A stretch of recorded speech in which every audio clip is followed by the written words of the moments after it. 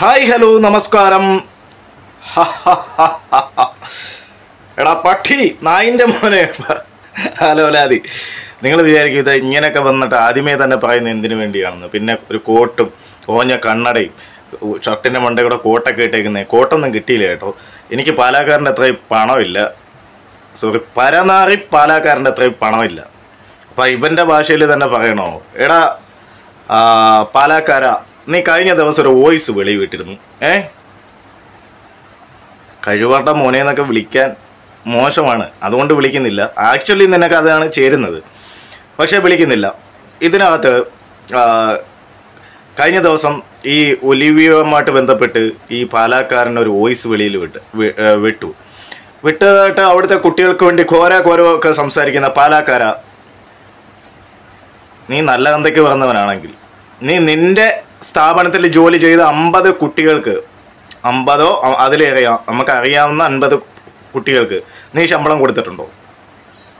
നീ സാലറി, നീ ട്രെയിനിങ് എന്ന് പറഞ്ഞു 3 മാസം പീരീഡ് വെച്ചിട്ട് നീ ശമ്പളം കൊടുത്തിട്ടുണ്ടോ പാലക്കാര?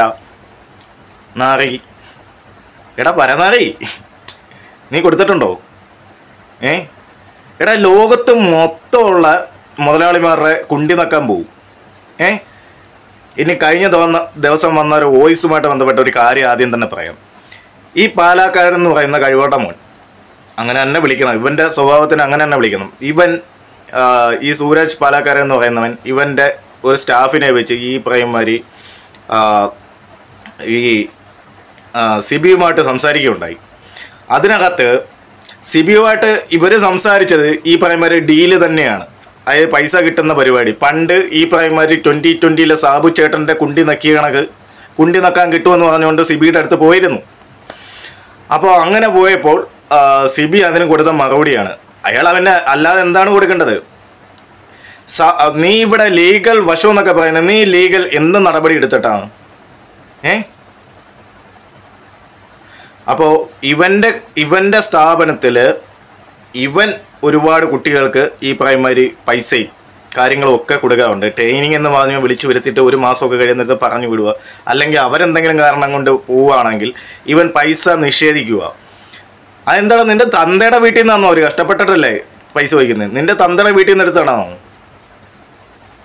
ഈ ട്രൂ TV എന്ന് പറയുന്ന നാറിയ പരിപാടി വഴി 50ലേറെ കുട്ടികൾക്ക് പൈസ കൊടുക്കാറുണ്ട്.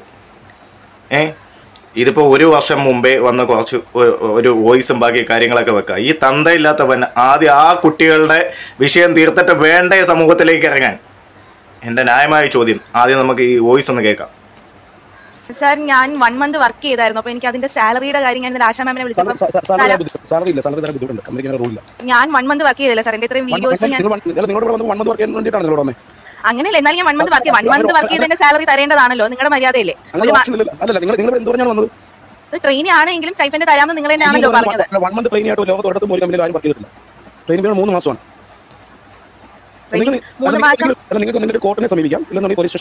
മാസം വർക്ക് ചെയ്താൽ മാത്രമേ കാശ് തരുള്ളൂ എന്ന് എന്നോട് പറഞ്ഞിട്ടില്ലായിരുന്നു. 1 മന്ത് കഴിയുമ്പോൾ തൊട്ട് കാശ് തരും എന്നാണ് എന്നോട് പറഞ്ഞത്.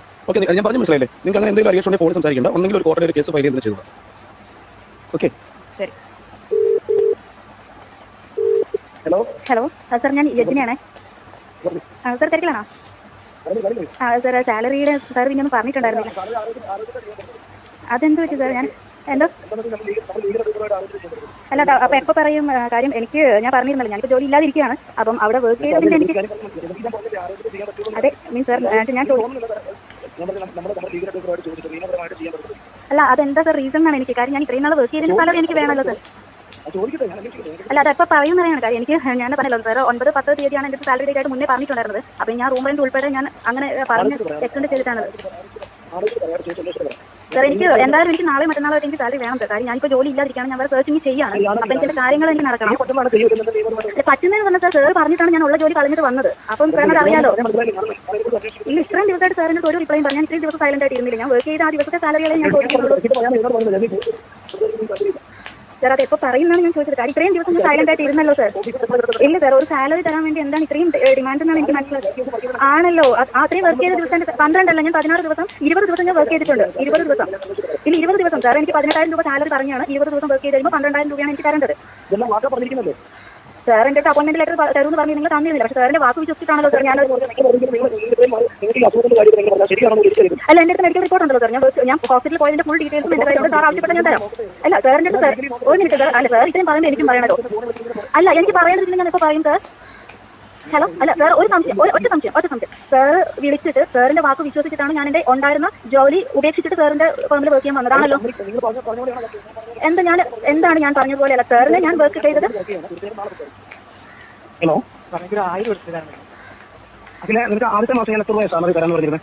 18 രൂപ. അടുത്ത മാസത്തോടെ വരാന്ന് പറഞ്ഞു. 18 രൂപ കൂട്ടി തരാന്ന് പറഞ്ഞില്ലേ? 2 മാസം കഴിഞ്ഞിട്ട് എനിക്ക് 20 രൂപ തരാന്ന് പറഞ്ഞു. 2 മാസം കഴിഞ്ഞിട്ട് പറഞ്ഞിരുന്നു. അപ്പൊ നീ എത്ര രൂപ ഓഫർ വരുന്നത് അവിടെ പോയത്? എനിക്ക് നല്ലൊരു ഓഫർ വന്നിട്ടുണ്ട്. നല്ല ഓഫർ എന്തോ ഓഫറാണ് പോയത്? നല്ല സാലറി, പിന്നെ ബാംഗ്ലൂർക്ക് ഷിഫ്റ്റ് ആകുമ്പോൾ നല്ല സാലറി കിട്ടുന്ന ഒരു ഓഫറാണ്. ബാംഗ്ലൂരിലാണ് വർക്ക് ചെയ്യുന്നത്? ഇപ്പോൾ ഞാൻ കൊച്ചിയിൽ നിൽക്കുന്നത്. സാറ് ഉണ്ടെങ്കിൽ സാറിനോട് വന്ന് കാണാം. അല്ല, ഞാനവിടെ ഇല്ല, ഞാൻ മംഗലാപുരത്താണ്.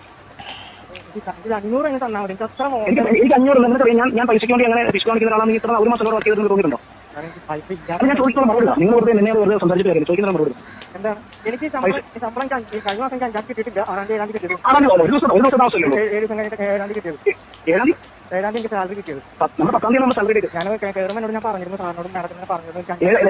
10 സാലറി ഡേറ്റ് അല്ല, നിങ്ങൾ പറഞ്ഞോട് കമ്പനിയിൽ ശമ്പളം കൊടുക്കുന്ന ഒരു രീതി അല്ല. ഞാൻ നിങ്ങളോട് പറഞ്ഞിരുന്നു 5 തീയതി തരാണെങ്കിൽ ലോൺ അടയ്ക്കാനുണ്ട്. 10 തീയതി സാലറി ഡേറ്റ് 5 തീയതി തരാമെങ്കിൽ ലോൺ അടയ്ക്കാമെന്ന് പറഞ്ഞു. പക്ഷേ 7 തീയതി സാലറി തന്നില്ലേ? 7 തീയതി തന്നു. അപ്പോൾ അതുകൊണ്ട് ഞാൻ തന്നു. ഓക്കെ, പിന്നെ പറയും. ഓഫീസിൽ സംസാരിക്കും. ഞാൻ ഓഫീസിൽ സംസാരിക്കാനല്ലേ? ഞാൻ വൈകിട്ട് സാറിന് അവിടെ വൈകിട്ട് അപ്പൊ എനിക്ക് ആദ്യം എനിക്ക് വന്നിരുന്നു സംഭവം. അവർ താല്പര്യമുണ്ടോ? അപ്പൊ മോശമില്ലാത്ത കമ്പനിയാണ്. അപ്പൊ എനിക്ക് ആ കമ്പനിയുടെ ഇതും സാലറിയും കുഴപ്പമൊന്നുമില്ല. അപ്പൊ എനിക്ക് ഒരു ലൈഫ് സെറ്റിൽ ആവുന്ന സംഭവമാണ്. ഇന്റർവ്യൂ കഴിഞ്ഞു. അതിന് അപ്പോയിന്റ്മെന്റ് ലെറ്റർ ഒന്നും ഞാൻ കമ്പനിയിൽ കിട്ടുന്നുണ്ട്. 6 മാസം വർക്ക് ചെയ്യുമ്പോൾ നമ്മൾ സാറിന് ലെറ്റർ കൊടുക്കുന്നത് അല്ലേ? അല്ല, പക്ഷേ ഒരാഴ്ചക്കുള്ളിൽ ഇറങ്ങണമെന്ന് പറയുമ്പോൾ നമ്മൾ എന്താ പറയുന്നത്?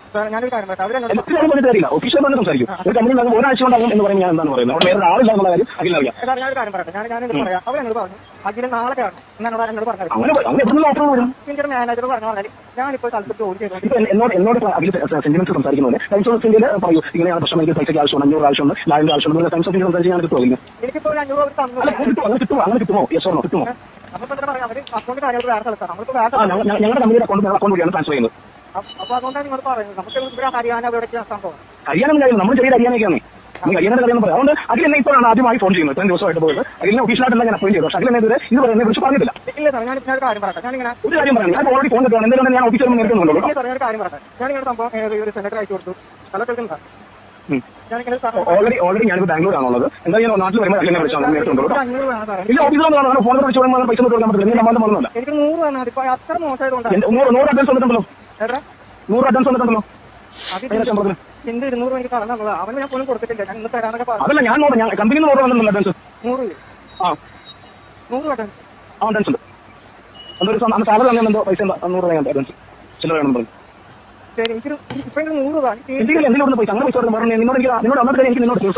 എടാ പാലക്കാരൻ മാറി പരമാറി. ഇത് മാത്രമല്ല കേട്ടോ, ഇത് മാത്രമല്ല, വരും ദിവസങ്ങളിൽ നിങ്ങൾക്ക് കുറെ കാര്യങ്ങൾ അറിയാം. കുറെ പേര് ബന്ധപ്പെട്ടിട്ടുണ്ട്. ഇപ്പൊ ഈ അടിസ്ഥാനപരമായിട്ട് ഒരു തുടക്കം എന്നുള്ള രീതിയിൽ ഈ വീഡിയോ മാത്രം ചെയ്യുന്നുണ്ട്. ഈ സ്ഥാപനത്തിൽ ഈ ട്രൂ TV എന്ന് പറയുന്ന സ്ഥാപനത്തിൽ ജോലി ചെയ്ത പല പെൺകുട്ടികൾക്കും വളരെ മോശമായിട്ടുള്ള അനുഭവങ്ങൾ ഉണ്ടായിരുന്നു. അത് ഈ സൂരജ് പാലക്കാരൻ എന്ന് പറയുന്ന പരമാരിയുടെ ഭാഗത്ത് നിന്ന്. അവൻ നാട് നന്നാക്കി ഇറങ്ങിയിരിക്കുവാണ്. നാറി, നീ നാട് നന്നാക്കി ഒരു സ്ഥലം നമുക്ക് വ്യക്തമായിട്ട് അറിയാം. എടാ ആദ്യം സ്വയം നന്നാവടാ പരമാറി. ലേശ ഉളുപ്പുണ്ടോടാ സുരേഷ് പാലക്കര? കുറെ നാള് സാബു മുതലാളിയുടെ കുണ്ടി നക്കിക്കൊണ്ട് ഇങ്ങനെ അങ്ങ് നടന്നു. എന്നിട്ടും വായി വരുന്നവരെല്ലാം അങ്ങോട്ടങ്ങോട്ട് തെറി വിളിക്കുക. തെറി വിളിക്കലെന്നൊന്നും ഞാൻ പറയത്തില്ല, അർഹതപ്പെട്ടവരെ വിളിക്കണം. ഇവിടെ സിബിയുടെ ഒരു വോയിസ് ഒക്കെ എടുത്തിട്ട് ഇവൻ നാടകം കളിക്കുന്നുണ്ട്. ഇത് ഇപ്പോഴെങ്ങും അല്ല കേട്ടോ, ഇപ്പോഴെങ്ങും അല്ല, നേരത്തെയുള്ള വോയിസാണ്. ഇവനിത് പൂർണ്ണമായിട്ട് അവ ഇടത്തല്ല. ഇട്ട് കഴിഞ്ഞാൽ അവൻ മറ്റവനുമായിട്ടുള്ള ഡീൽ ഇവ ഇട്ട് കഴിഞ്ഞാൽ അവൻ നാറും. അവരത് ലീഗലി അത് പോയിട്ടുണ്ടെന്നുള്ള കാര്യം ഇന്ന് കർമ്മ ന്യൂസ് ഇവിടെ റിപ്പോർട്ട് ചെയ്തിട്ടുണ്ട്. അത് ഞാനിവിടെ വെക്കാം. അപ്പം ഇവൻ്റെ വിഷയം ഇവൻ നടത്തിയ ഡീല് ഇതൊരിക്കലും ആ വോയിസ് കേൾക്കുന്ന ഓരോ വ്യക്തികൾക്കും അറിയും. അതിനകത്ത് സിബി ഈ പറയുന്നത് അവന് പൈസ കൊടുക്കാൻ വേണ്ടിയല്ല പറഞ്ഞേക്കുന്നത്. ഈ പ്രശ്നത്തിൽ അനാവശ്യമായി ഇവൻ ഈ നാഗത്തരം കാണിക്കുമെന്നും പല സ്ഥാപനങ്ങളും പൂട്ടിക്കാൻ വേണ്ടി, എറണാകുളത്ത് നേരത്തെ ഒരു സ്ഥാപനം പൂട്ടിക്കാൻ വേണ്ടി പോയി നിക്കറിക്കൂടെ വെള്ളം പെടുത്തതും 3 മാസം ജയിലിൽ കിടന്നതും പാലക്കാരാ, നീ മറന്നുപോരുത്. ഒരു പാവ സ്ത്രീയുടെ സ്ഥാപനം പൂട്ടിക്കാൻ പോയിട്ട് നീ വേറൊരു കാശുള്ളവന് വേണ്ടി ഒരു പാവപ്പെട്ട സ്ത്രീയുടെ സ്ഥാപനം പൂട്ടിക്കാൻ പോയ നാറിത്തരം നീ മറന്നുപോരുത്. അപ്പം നീ ഈ പൈസ ഉള്ളവനെ നീ ഇപ്പോൾ ഈ സിബിക്കെതിരെ ഈ വീഡിയോ ചെയ്തതിന് ഒരു കാരണമില്ലാതെ ഇപ്പോൾ ഈ ഒരു വീഡിയോ ചെയ്തതിന് കാര്യം ലീഗലി പോകുന്ന കാര്യമാണ്. നീ നിന്റെ വീഡിയോയിൽ നീ നിന്റെ കുട്ടികളോട് പറയുന്ന അതേ ലീഗൽ ഫോർമാലിറ്റി കാടാ നാറി ഇത്. അതേ വീഡിയോ ചെയ്യുന്ന നീ അതേ ലീഗൽ ഫോർമാലിറ്റിയിൽ പോകുന്ന അവർക്കെതിരെ നീ വീഡിയോ ചെയ്തത് വേറൊന്നും കൊണ്ടല്ല. നിന്റെ വീട്ടിലൊരു ഇൻഡാസ് വന്നു നിന്റെ പേരിൽ, ആണോ ഇല്ലയോ? പാലക്കാര നിന്നെ വെറുതെ വിടത്തില്ല. നിന്നെ ഒരു പൊടിക്കോല് വെറുതെ വിടത്തില്ല. നിനക്ക് എതിരെ കുറേ കുട്ടികൾ വന്നിട്ടുണ്ട്. നിന്റെ സ്ഥാപനത്തിൻ്റെ മുമ്പിൽ ഇതേ കണക്കൊരു പരിപാടി നടക്കാൻ പോവുകയാണ്. നീ മറുപടി പറയണം. നീ നിന്റെ എറണാകുളത്തുള്ള ഈ സ്ഥാപനത്തിന് മുമ്പിൽ ഇത് വരാൻ പോവുകയാണ്. സാബുച്ചേട്ടൻ്റെ കുണ്ടി തിരുകുന്ന കണക്ക് എല്ലാ മുതലാളിമാരുടെയും കുണ്ടി തിരുക എന്ന് നീ വിചാരിക്കരുത്. എല്ലാവരും പണം തന്ന് നിന്നെ സ്വാധീനിച്ചെന്ന് വരത്തില്ല. അപ്പം ഇമാതിരി നാഗത്തരങ്ങൾ കാണിക്കുമ്പോൾ പാലക്കാര ആദ്യം സ്വന്തം തന്ത അതാണെന്ന് ഉറപ്പുണ്ടെങ്കിൽ മാത്രം മാറ്റി കളിക്കരുത്. ഇതൊരു തുടക്കമാണ്. ഇനിയും ഒരുപാട് പേര് വരും. ഇതിന് കമൻറ്റ് ബോക്സിലും വരുമെന്ന് ഞാൻ വിചാരിക്കുന്നുണ്ട്. സോ അവർ വരും, രംഗത്തേക്ക് തന്നെ വരും. കുട്ടികൾ ഒരുപാട് പേര് വരും. 1 വർഷത്തിലേറെയായി. ഇതിപ്പോൾ 1 വർഷത്തിന് മുമ്പുള്ള കുറച്ച് വോയിസും മറ്റുമൊക്കെയാണ് കേൾക്കുന്നത്. ഇത് മാത്രമല്ല, ഇവൻ 2-2.5 വർഷത്തിന് മുമ്പ് മുതൽ പറ്റിച്ചുകൊണ്ടിരിക്കുന്ന 50-ലേറെ കുട്ടികൾ, പണം കൊടുക്കാനുള്ള 50-ലേറെ കുട്ടികളുണ്ട്. ഇവർക്ക് വേണ്ടി സംസാരിക്കാൻ മറ്റ് ചാനലുകളൊന്നും വരത്തില്ല. കാര്യം പൈസ എറിയാൻ, ഒലിവയ്ക്കെതിരെ കണക്ക് പൈസ എറിയാൻ വേണ്ടി പുറമെ മുതലാളിമാരുണ്ടെങ്കിൽ ഈ ട്രൂ TV എന്ന് പറയുന്ന എരണം കെട്ട നാറിയ കാശുള്ളവന് വേണ്ടി മാത്രം ശബ്ദം ഉയർത്തുന്ന ചില സെലിബ്രിറ്റികളെ വെള്ള പൂശാൻ വേണ്ടി മാത്രം നടക്കുന്ന ഈ പരനാറിയുടെ ചാനലിനെതിരെ ആർജവമുള്ള കുറച്ച് പേര് മുന്നോട്ട് വരില്ല എന്നതിന് കാര്യം അതിൻ്റെ പുറകിൽ ഈ പൈസ ചിലവാക്കാൻ വേണ്ടി മുതലാളിമാരില്ല. ഇവൻ്റെ പരിപാടി എന്ന് പറഞ്ഞാൽ സ്ഥിരമായിട്ട് ഇവനെതിരെ ആശയം പറയുന്ന കുട്ടികൾക്കെതിരെ കള്ളക്കേസ് കൊടുക്കുകയാണ് ഈ പരനാറി. ഇവനാണ് ഈ നാട് നന്നാക്കാൻ വേണ്ടി ഒലിവിയെ ഉണ്ടാക്കുന്നേടാ.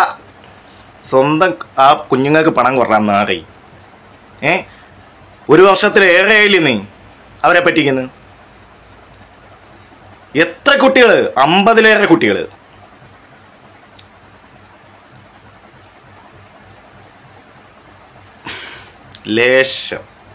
ലേശ ഉളുപ്പ് വേണം. സൂരജ് പാലക്കാരൻ എന്ന് പറയുന്ന കഴിവട്ട മോനെ, ലേശ ഉളുപ്പ് നിനക്ക് വേണം. നിന്നെപ്പോലെ ഉടുപ്പിൻ്റെ മണ്ടയിൽ കോട്ടിട്ട് വന്ന് നാഗത്തരം പറയാൻ എല്ലാവരെയും കൊണ്ടും പറ്റും. തന്തയില്ലായ്മ പറയാൻ എല്ലാവരെയും കൊണ്ടും പറ്റും. ഇപ്പം ഒരു ജാമ്യം എടുത്തിട്ട് വന്നല്ലേ ഉള്ളൂ. അടുത്തതാ വരുന്നുണ്ട്. ഹൈക്കോടതി തീരുമാനമായിട്ടുണ്ട്. ഒലിവിയ കേസിൽ ഇത് കണക്ക് മോശമായിട്ട് ലൈംഗികാരോപണമൊക്കെ ഇതായത് അവർ കൊണ്ടുപോയി സബ്മിറ്റ് ചെയ്യണം. അടിയന്തരമായി നടപടി എടുക്കണമെന്ന്, 1 മാസത്തിനകം അടിയന്തരമായി നടപടി എടുക്കണമെന്ന് ഹൈക്കോടതിയുടെ ഇതുണ്ട്. അതിപ്പോൾ ഇവിടെ കർമ്മ TV അതിൻ്റെ ഒരു ന്യൂസ് വെളിയിട്ടിട്ടുണ്ട്. അത് ഇതിൻ്റെ കീഴിൽ വെച്ചേക്കാം. ഇതുപോലുള്ള നാറികളെ ഈ സമൂഹത്തിൽ നന്നാക്കാൻ വരുവാന്ന് ചിന്തിക്കുന്ന ആരെങ്കിലും ഉണ്ടെങ്കിൽ, ഇവൻ പണത്തിൻ്റെ പുറകെ മാത്രം പോകുന്ന, പണത്തിന് വേണ്ടി മാത്രം ചെയ്യുന്ന, പണത്തിന് വേണ്ടി ഒരു നായികയ്ക്കെതിരെ വേറൊരു ഒരു നായിക നടി തന്നെ, നടിയും ഭർത്താവും പണം കൊടുത്തിട്ട് അവരെ തെറി പറഞ്ഞ പരനാറിയാണിവൻ. ഇവനെപ്പോലുള്ളവരെ നമ്മൾ സഹിക്കേണ്ട ആവശ്യമുണ്ടോ? ഒന്ന് ആലോചിച്ച് നോക്കുക. ഇവനിപ്പോൾ തെറുത്താത്തയുടെ കൂടുള്ള ആ ഗ്യാങ് ലീഡർ, ആ പൈസക്കാരി, ആ മുതലാളിച്ചിയുടെ കയ്യിൽ നിന്ന് അന്തസ്സായിട്ട് വാങ്ങി നക്കിയിട്ട് നാറിത്തരങ്ങൾ വിളിച്ച് പറയുമ്പോൾ, എടാ നാറി, തോന്നിയവസം പറഞ്ഞു കഴിഞ്ഞാൽ പണി കിട്ടും. അതാണ് ഇപ്പോൾ കേസിൻ്റെ രൂപത്തിൽ വന്നേക്കുന്നത്. ഓക്കെ, ഇനി ഇവനെ പറ്റിയുള്ള അഭിപ്രായങ്ങൾ നിങ്ങൾ കമൻറ്റ് ബോക്സിൽ രേഖപ്പെടുത്തണം. മാന്യമായ രീതി രേഖപ്പെടുത്തിയാൽ മതി. ഇവൻ ഈ ഭാഷ തന്നെയാണ് കൊടുക്കേണ്ടതെന്ന് എനിക്ക് തോന്നുന്നു. അപ്പം എൻ്റെ അഭിപ്രായങ്ങൾ ഞാൻ പറഞ്ഞു കഴിഞ്ഞു. Thank you all. Thank you for watching. By.